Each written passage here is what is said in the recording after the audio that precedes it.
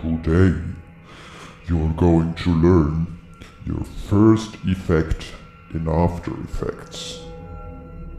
This project requires a lot of concentration.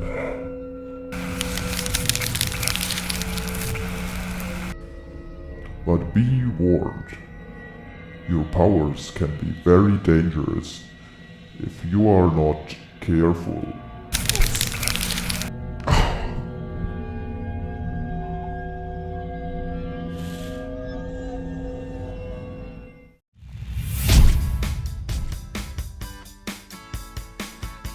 Hello and welcome to this After Effects tutorial from marmoworld.com. My name is Matthias, and in this guru lesson I show you how to create the lightning effect that you have just seen. For this, you first learn how to work with effects. Then you learn how to use keyframes to animate properties in After Effects. So let's start with the first part, applying effects. Okay, so here we are now in After Effects, and the first thing we are going to do, of course, is to import our footage. Yeah? Therefore, we just take the file from the download and drag it here into our project, as we also did it in the first lesson.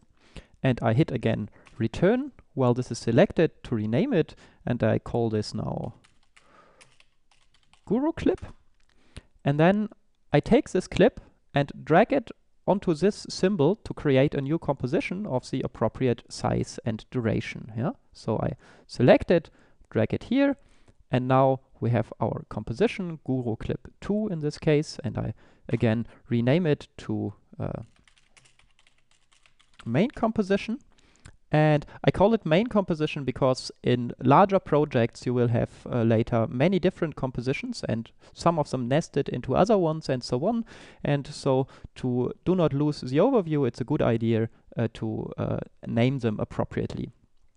Okay, so if we now take a look at this composition, we can see that we have here our Guru clip, and that the only thing that is missing is this lightning here in the that is happening there.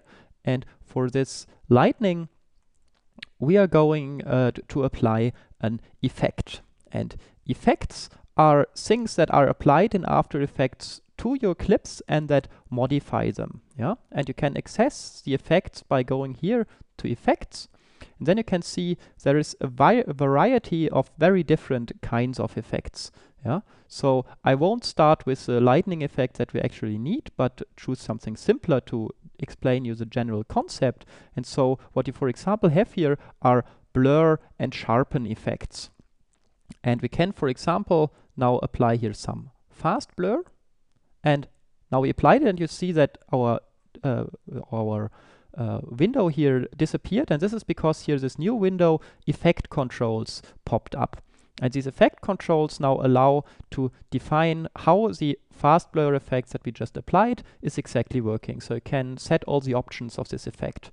To keep some space here, I click on this surface here and drag this window or this palette to this area, yeah, such that we have again, or such that we can view our composition here. So now we can have here our effect, and here see the result of the effect. What I can do here is now, for example, increase the blurriness of this effect, and you can immediately see what it is doing. Yeah, so blur effect just makes your image, of course, blurry. And you have some other options here. Blur dimensions. You can, for example, say I only want to blur in a horizontal direction. Now you have just blurred like this, but not up and down. Yeah, you can also say only vertical blur. And here you have some other options, repeat edge pixels, that are not so important for us at the moment. Important is just effects can be applied via this menu here, and you just apply them to some clip here. Yeah. A second way to apply these effects is to go here to effects and presets. If you open this the first time, it loads a bit, yeah, and then you find, I make this window a little bit larger. You also find here all the different categories of effects, and you can also apply it from here. And here you have also an easy way to search through your effects. But once you have applied them, you can choose here all the options of the effect. You can also deactivate the effect temporarily.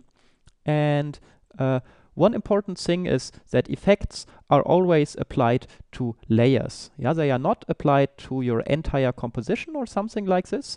I mean, currently we have just this one layer, just this guru clip here inside, but if you have several layers, you must distinguish on which layer you apply your effect. You also find your effect if you click here on this triangle.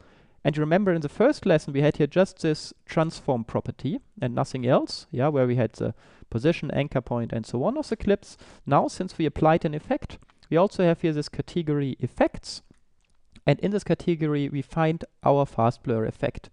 And the options you can change here, you can in the same way also change here. Yeah, either you change the blurriness here. So let me enable the effect again.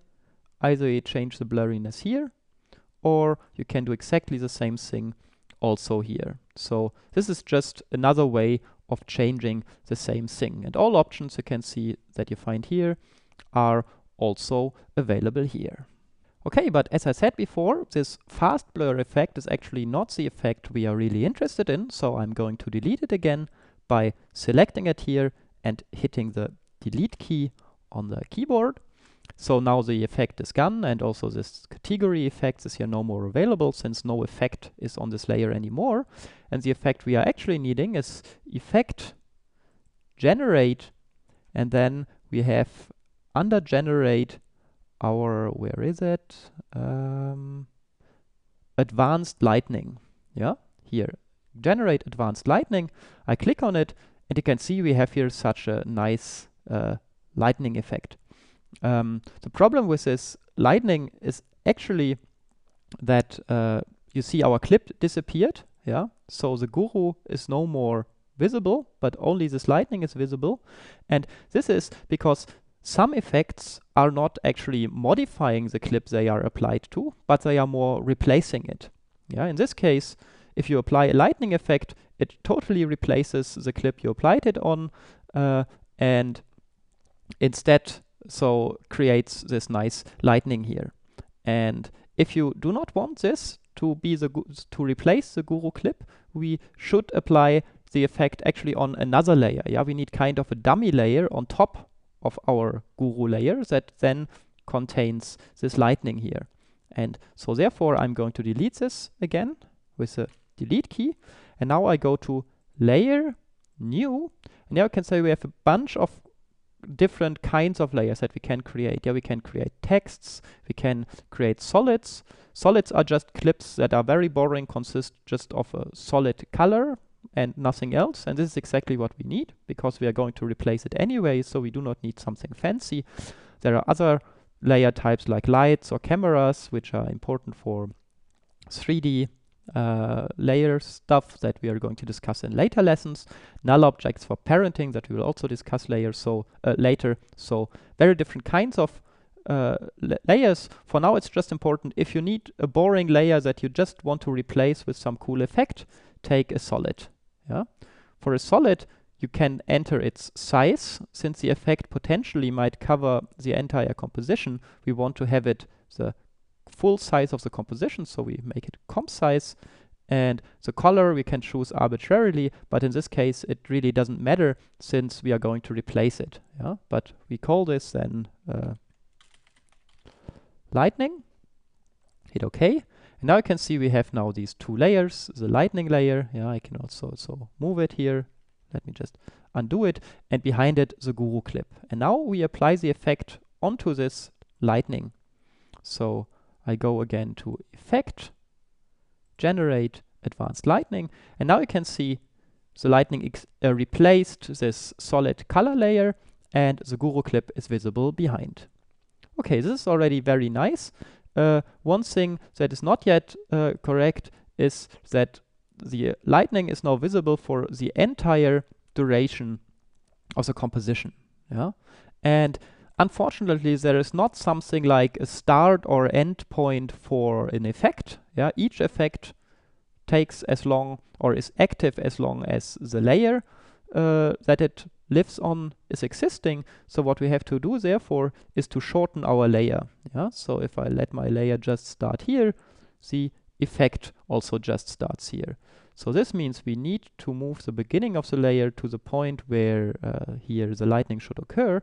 I just zoom in here by scrolling with the mouse wheel. Yeah. And let's say this is about the time where it should occur. Like this. And now we go to the point where the arms are lowered again, so around here. And then we set the end of the composition to that point. Actually, if you want to match precisely here the point where your current time indicator is, a nice thing is you can press the Shift key, keep it pressed, and then you can see here that it snaps onto this point if you come close to it. Yeah, this is a way to very precisely position many different things in After Effects. So Shift key activates kind of a snapping in many different situations, worth to remember. Okay, now we have our lightning only in this time here where we need it. And let me just zoom out again with the mouse wheel. Now, of course, the lightning does not look yet as we want it to look. Yeah. So one thing that is not yet correct is its color, and we can do this here in this glow settings. In the glow, you can see we have here glow radius, glow opacity, and glow color. I just click here on this color and choose just some red. Yeah, looks much nicer in this situation here. Of course, this is a matter of taste. And then it should not be so intensive, so we can change its opacity. You can see here I can make it more intensive and less intensive. Let's put this to something around 30. And then we can say the radius. This is how much it glows. Maybe this is more visible if I increase the opacity again. So let me just increase the opacity to 100%. And if we now change the radius, you can see that it lets it grow. Yeah. Another thing, if you change here these properties, you can also keep the Shift key pressed, which makes your changes much bigger. So if I now move this here without Shift, you can see if I go up to here, it goes to 85, yeah, from 68 to 85. Now I do the same with the Shift key pressed. And now I can see it goes up to here already, up to a value of 220. Yeah, so if you need to do big changes, just keep the Shift key pressed. Now I press it not anymore, and you can see I just can do finer, smaller changes. Yeah. Okay, but anyway, here I figured out that a value of 30 for the opacity and a value of 30 for the radius looks nice.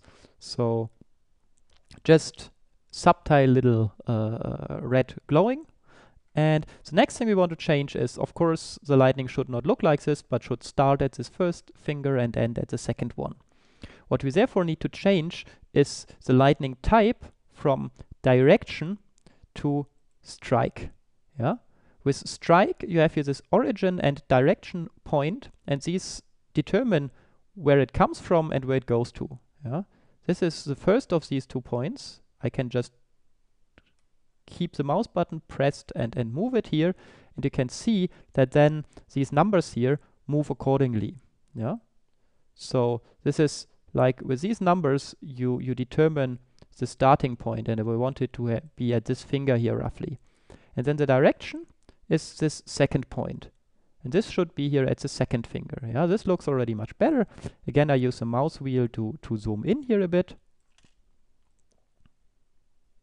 Like this. And now I can precisely position the lightning where the fingers of the guru are. Okay, so let's take a look at a ramp preview of this. So I change here my work area to roughly the area around this effect. Go here to preview and click here. Now a preview is computed, and you can see already a problem is that the lightning is not moving. Yeah? So the lightning is not moving, and what we can do for this is we now need to animate this start and end point of the lightning to exactly follow the fingers. Yeah. And the problem is, well, if we just change these numbers here, we can just pick one value. Yeah. We can say, for example, okay, here when the lightning occurs, we set this exactly here and this exactly here. So let me just zoom in a little bit more. So now we can precisely put it at the fingertips. And now if you go to the end, let's say around here, I want this to be rather here, and this to be rather here. So it moved a bit.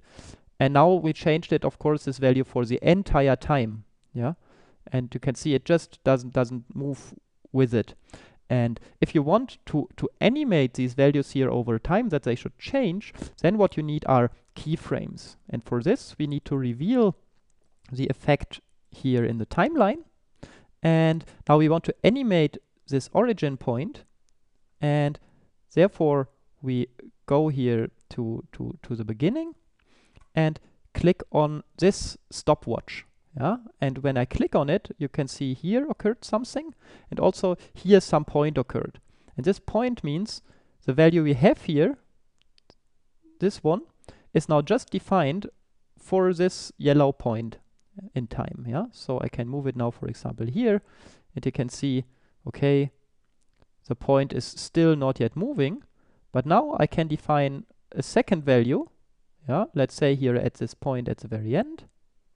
So around here, and can say, okay, at the end it should be located here. Now we have 2 points, and these 2 points have different values. Yeah, 2 keyframes.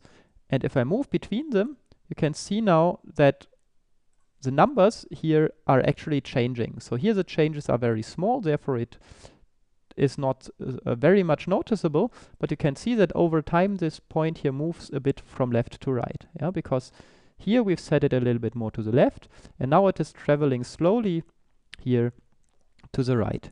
And then we can go here in the middle and say, okay, here in the middle, it needs to be actually a little bit more here, like this. Yeah, and now I can see that the point is following the finger as we keyframe it. And you can add here as many keyframes as you want, and you can jump between the keyframes by clicking on these buttons. So here this means jump to the next keyframe on the right, and here the next keyframe on the left. And if you go to some other point, you can also click here to create another keyframe. Yeah? Now another keyframe has been created at this position here. Okay, now we want to keyframe in the same way also this direction point, so this second point here. So we go here to the end, for example, click on the stopwatch, go a little bit more to the left, and adjust it, go still a little bit more to the left, and adjust it again, and so on, until here. And now if we do another ramp preview, you can see that the lightning is now following our fingers. Yeah. Okay, so now it is following, but the point is it is not yet really moving. Yeah. And for this, we have to animate also here the conductivity state. You can see if I move this, you can see the lightning moves very nicely. And the problem is just, okay, if I just pick here another value, it stays on this value for the entire time. Yeah. Again, no real movement of the lightning.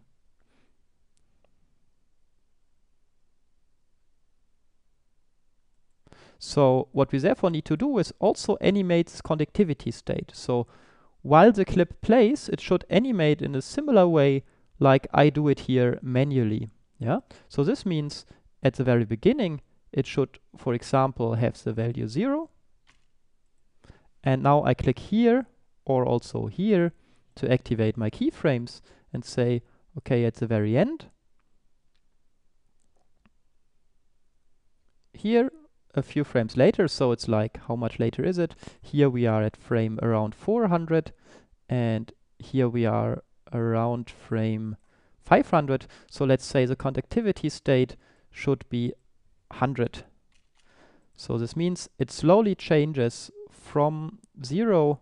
You can see it here. So here it's unfortunately not animated, but if you look here and scrub through time, you can see that it slowly grows from 0 to 100, yeah, which makes now the lightning move very nicely.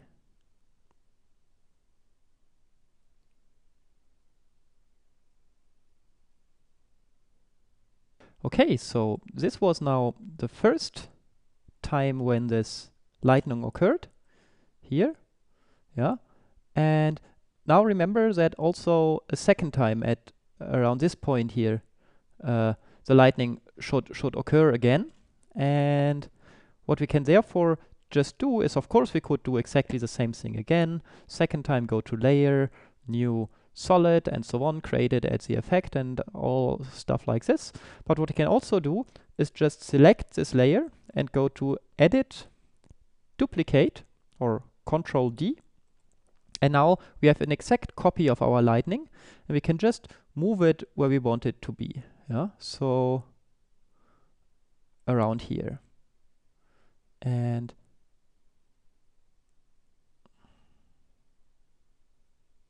around here should the lightning occur.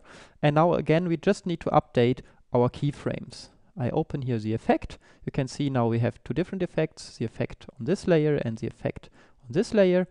And on the effect of this layer, we now want to change our keyframes. So the conductivity state, so this movement of the lightning is perfectly nice, but the position of the fingers, of course, does not match. And to get rid of the old keyframes first, we can just click here and here to deactivate the keyframes. Yeah, now they are gone. And now we can click again to create two new keyframes, and now again animate this here manually. So maybe here we just need to animate really the finger. Let me just zoom in a bit. And actually here the finger does not move very much at all, so maybe we don't need to keyframe much. And here, when the finger is lowered, we can actually already, or like let's say here it should end. Here the layer should end. This is of course some manual tweaking involved, and again, if you hit the Shift key, yeah, you can snap it here. This is also very useful for these keyframes. You can see if I hold the Shift key, I can easily snap to exactly get to some keyframe. So if I want to modify this keyframe, I can just go there holding the Shift key. I need to select this property and make sure that not all these are yellow. So if just one is yellow, then you can exactly modify only this one. Otherwise, you start modifying all the keyframes, which you usually do not want. So now we can keyframe this here very nice, step by step. And okay, I think you know now in which direction this is going. It's just some fine-tuning in the keyframing, and apart from this, we have now our final result here. Of course, this lightning effect or the blur effect are just two examples of how you can modify your clips, and there are many others, and the best way to learn them all is really just to explore them using the online help. So you go to help and then After Effects help, and okay, here I have, for example, now the online help for CS5 and CS 5.5, but all of them are quite similar. What you find there is also a section here about effects and animation presets.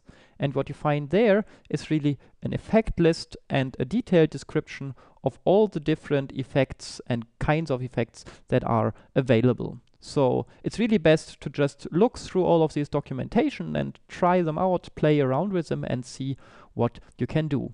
And also remember that usually effects that you later create are not just applying a single effect, but a combination of various effects. So if you think of how to play with these effects, also start to try combining them. Okay, I hope for all of this, for the exploration of these many different effects, I gave you a bit of a starting point today. I hope you liked it, and I also hope that you join in again for the next part of the Guru lessons. My name is Matthias, and this is a tutorial for marmorworld.com.